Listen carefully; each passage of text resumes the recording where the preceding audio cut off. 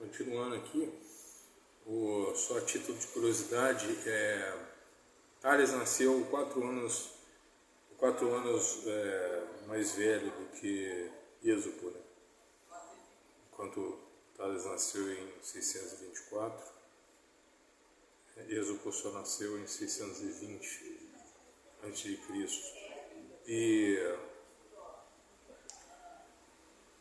Mas mesmo com essa diferença, que é mínima, o empenho de Êxopo através da sua busca,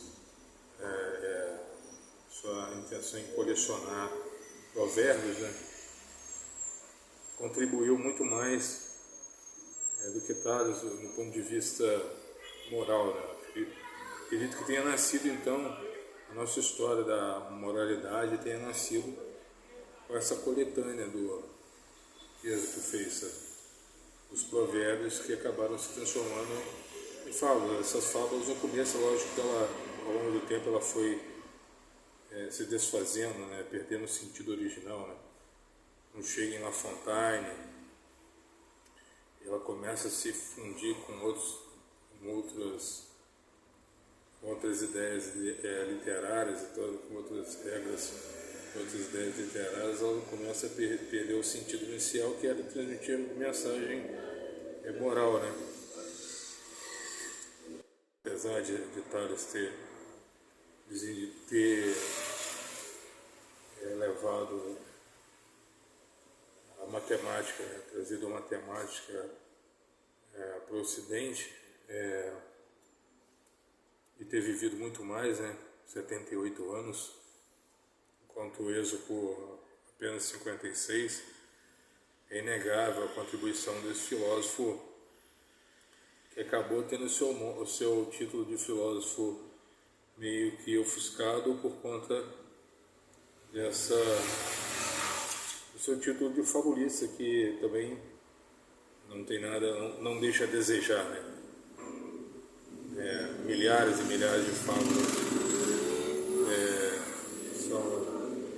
de fabulistas atribuem o conhecimento das fábulas a Êxopo e replicam as suas ideias com algumas alterações mínimas, mas até mesmo a título de pesquisa, a grande maioria das fábulas, elas não passam de rodapés do próprio Êxopo, no sentido de poder de síntese, né? Dizer muito em poucas palavras. Acho que jamais algum fabulista teve tanto poder de síntese. Uma fábula simples, acessível a todos, ou seja, uma devolução, né? Ele pegou a matéria-prima do povo nos ditos populares, né, e nas máximas populares, transformando em fábulas também de uma maneira simples, resumida, sintética, agradável. Por isso que hoje em dia faz parte até do setor infantil, mas nada disso teve intenção exclusiva. A simplicidade talvez tenha deixado as fábulas dentro do universo infantil, mas que não tem nada a ver com o seu objetivo, sabe? Talvez o seu maior valor seja justamente esse, a simplicidade e a profundidade das suas obras, né? E a forma de contar o desenvolvimento dessas máximas, que também não pertencem a Êxopo, ou seja, ele não inventou as máximas, né?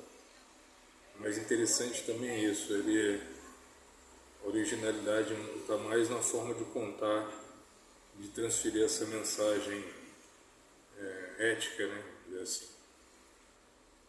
Talvez seu valor tenha sido principalmente esse, na simplicidade, na forma como ele fez com que essa ética primeira pudesse ter sido difundida, né? Até hoje replicada, e várias frases atribuídas a ele, etc.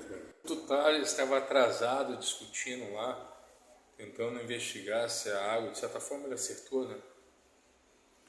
A origem de vida começa, lógico, fora da simbologia cristã, começa, tem princípio na água, de certa forma.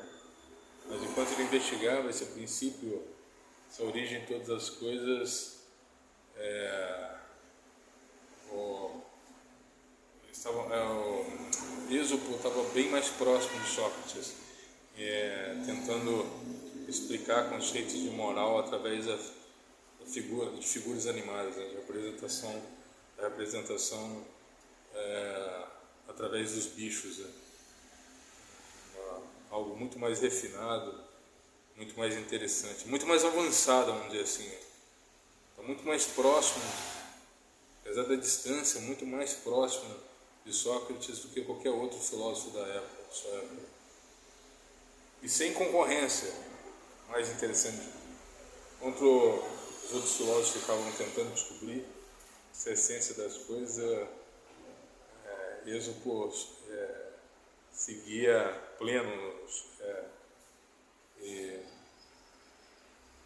único, né, na sua maneira de... Lógico, né, um representante ocidental desse tipo de pensamento. Claro que na parte oriental certamente existiram outros personagens e tal, talvez com a mesma ideia ou ideia similar ou talvez até melhor, mas para registro nada superou Êxopo, né? Até hoje, nos nossos dias.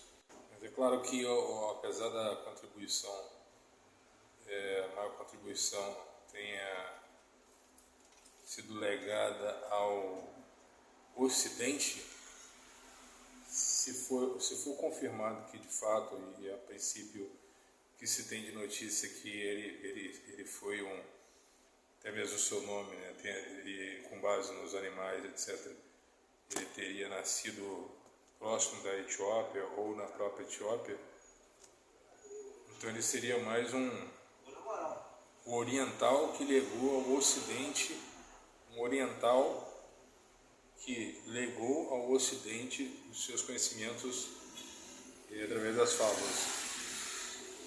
Então, creio que não deixa de ser algo interessantíssimo, né? Aí se levanta a dúvida, será que ele talvez tenha sido apagado da história da filosofia por não ter sido um ocidental de fato, né? Ou pelo fato de ter sido aclamado fabulista e não filósofo? Aí fica uma interrogação no ar. Mas mesmo que se levantem algumas outras ideias, por exemplo, e aí pelo que eu vi, independente de ter sido Frígia, Turquia, Egito, Etiópia, tudo isso aproxima muito mais ele de ter aí origens aí. Mas é aquele negócio, né, aquela pergunta que não quer calar, né? O que é o sujeito? O que determina o sujeito? Onde ele nasceu, onde ele terminou os seus dias. Então, se o sujeito nasceu em Cataguases, mas terminou os seus dias em Juiz de Fora, ele é cataguasense, vale onde ele nasceu ou onde ele morreu, ou onde ele construiu a sua vida, né? Ou viveu a maior parte. Está em jogo quanto tempo que ele viveu naquele lugar, as influências dele, ou realmente onde ele nasceu. Esses países aí citados como possíveis do surgimento de Êxopo, a base maior é a Grécia. E mesmo que a Grécia ela seja considerada em si uma Europa oriental, fazendo parte da Europa oriental,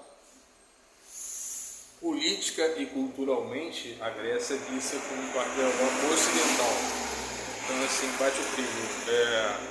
Mesmo que ele tenha vindo de qualquer outra parte, em sentido dessas formalidades, ele contribuiu o que vale a sua contribuição. Mesmo que ele tenha sido búlgaro, né, na descrição mais que ficou, né, nos registros, né, ele representa a Grécia, né, por ter morrido em Delfos.